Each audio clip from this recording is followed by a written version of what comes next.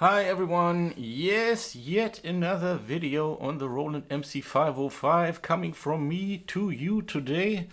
I want to talk about these situations where you really don't know what's going on. You think you ran into a quirk, but then you're not sure, well, is it the machine that's quirky or is it myself maybe, or what's going on here? I want to mention a couple of things.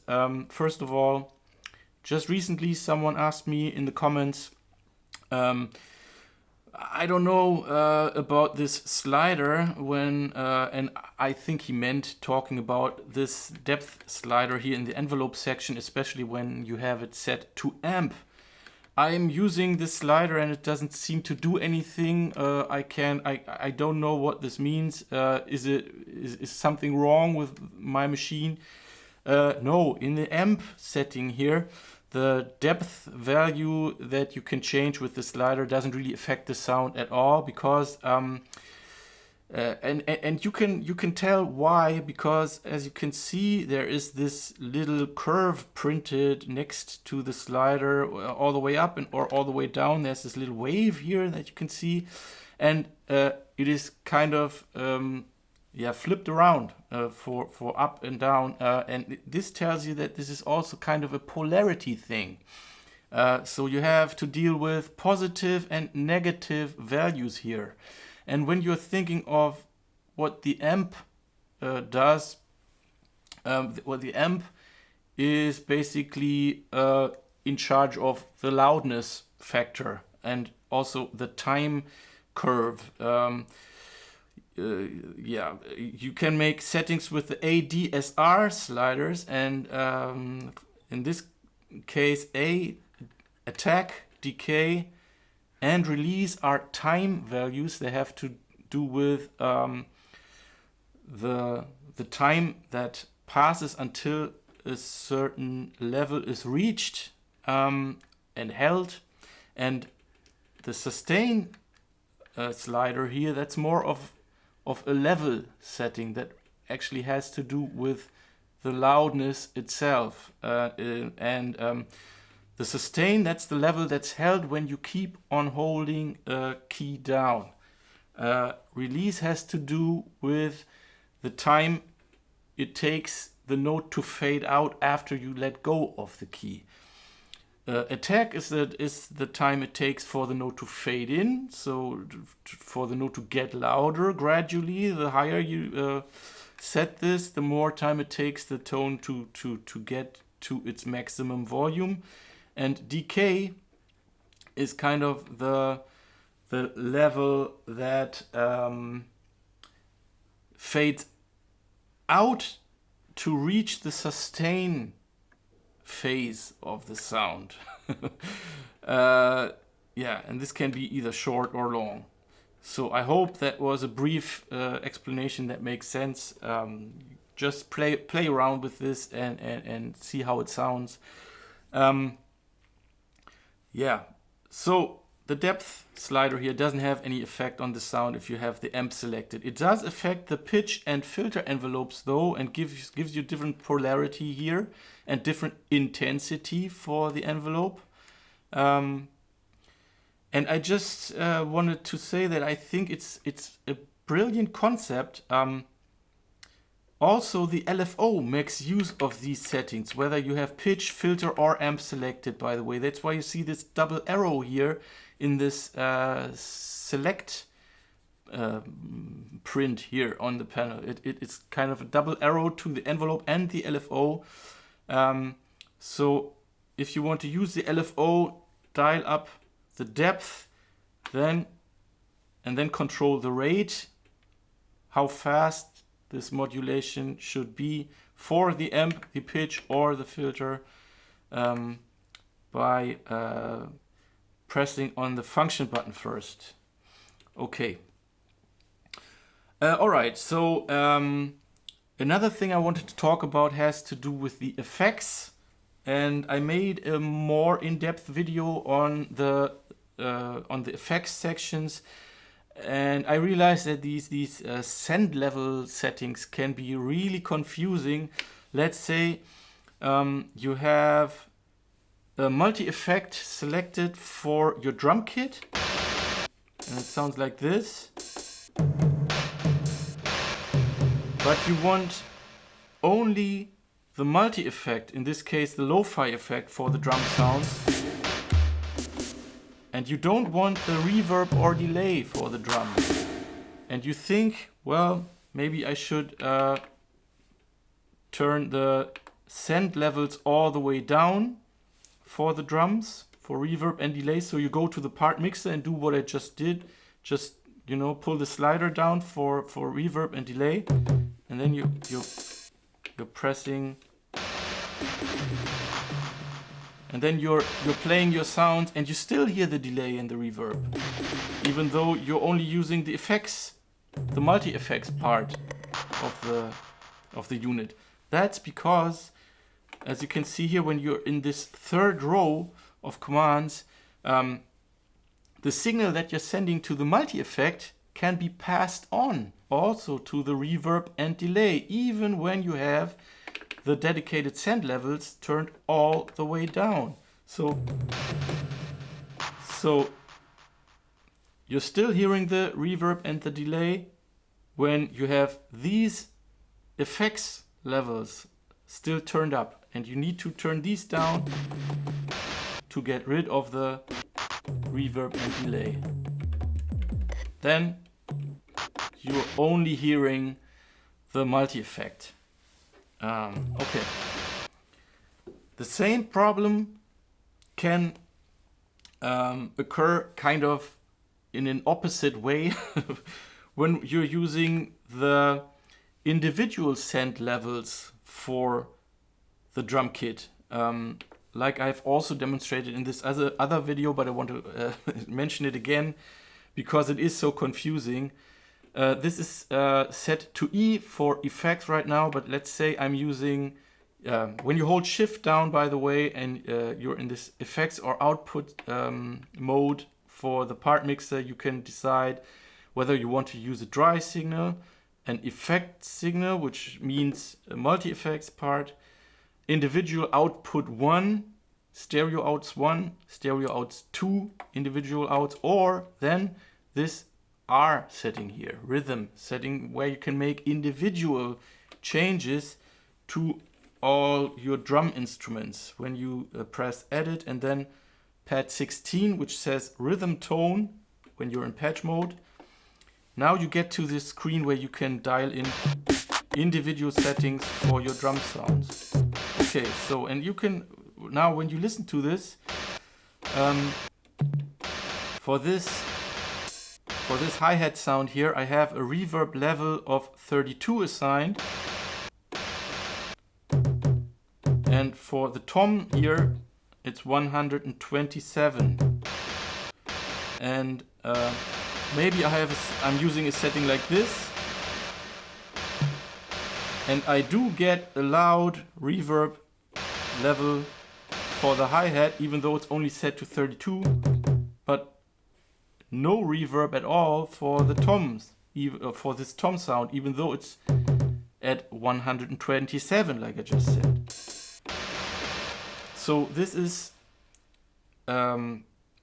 because the hi-hat sound uses the multi-effect, the lo-fi effect, which then gets passed on to the reverb and delay.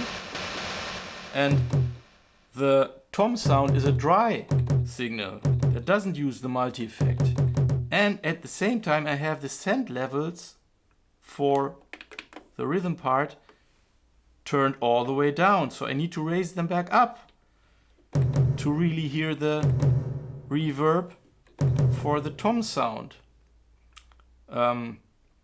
Let me check on the delay setting. Okay, delay is set to 0, but it would also be 0 if this level was turned all the way down and turned all the way up here. It wouldn't make a difference.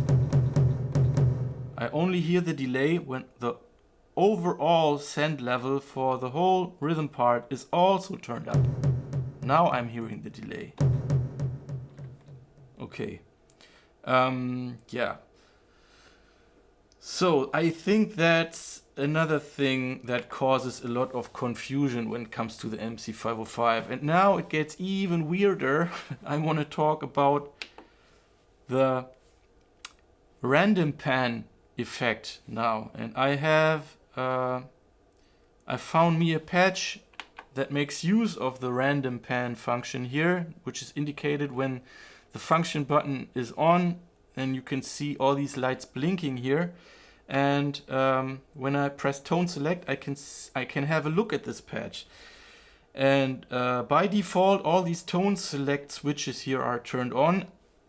I actually only need the first two of them because the patch, the Waspy synth patch, only consists of two tones, like I can see here. Only two of these tones are switched on. And so instead of having all four tones selected, I could have only the first two selected. And when the first tone is also the one that's currently selected, I still can see that the random pan function is switched on. Now, if I press the second tone select button first and then I press down on the first tone button afterwards, I have the exact same setting as before, but it appears to me as if the random pan function was not used in this patch. That's because only one of these two tones, namely the first one, is actually using the random pan setting. The other one does not. And so, when I'm going to play this patch now using the arpeggiator, you can hear, when you listen closely, that the sound is kind of moving around in the stereo field, at least part of the sound. This one wave sound, which is wave 1. Now,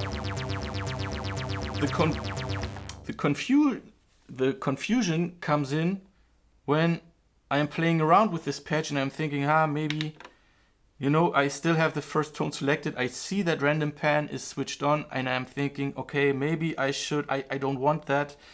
Maybe I want to deactivate random pan. So you push the random pan button, you play the patch again.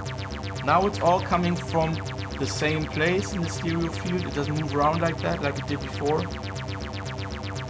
And then maybe I'm thinking, maybe this random pan stuff was not so bad after all. Maybe I should turn it back on. And then you get a result that sounds totally different from what you heard before. Check this out. So,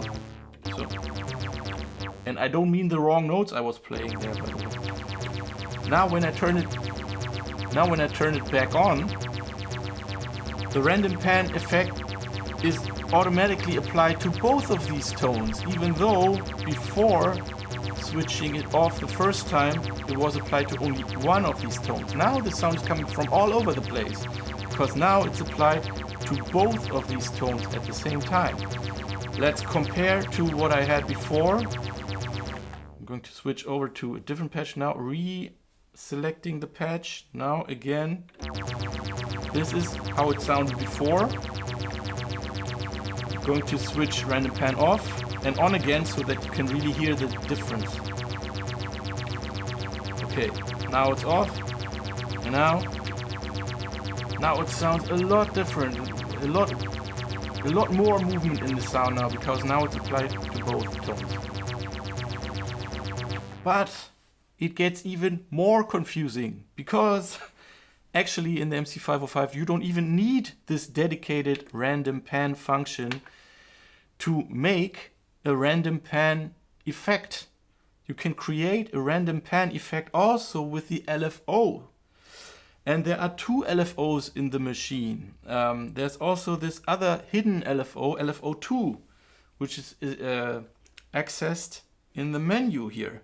When I'm in patch mode and I hold down Edit and press pad key number 10, you can see in this case the random waveform is already pre-selected for this patch. Could also be any of the other ones that I can see for LFO1 printed on the panel. Triangle, sine wave, saw wave, and so on. Even it kind of CHS is for chaos waveform, by the way. This and it's not the same as random for some reason. I think that's the term they use. I think CHS is for chaos. Kind of weird, yeah. Okay, but well, we have the random pan selected, and then yeah, some kind of rate value. Doesn't really matter so much how that is. And now we can get to the pan depth setting when we're moving around with these page keys here, right? Arrow key. Okay, and now I'm dialing in some kind of a noticeable value for the pan effect here. And I am hearing a random pan effect, even though random pan as a function is switched off for both of these tones. Okay. And I remember this really driving me crazy when I first had the machine. Years ago, I could not understand why this was happening. Okay. Yeah. Someone also asked me what it had something to do with the play quantize function here. I think he couldn't hear what one of these knobs was doing.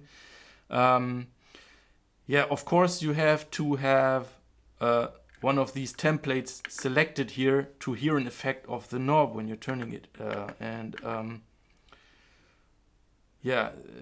Like I already explained in an earlier video, but I'm going to say it again. Also here the function knob can come into play to affect only the velocity of the notes that are played and not the timing as indicated by what you see printed here on the panel. So of course, when you don't have anything selected here, moving this knob doesn't do anything. Yeah, okay. I think that's it. I cannot think of any more examples that cause confusion, even though I'm sure there are many more. If you have any other questions on the MC505, I will try to answer them as good as I can. Thanks a lot for watching this episode here, and see you in the next one. Bye-bye.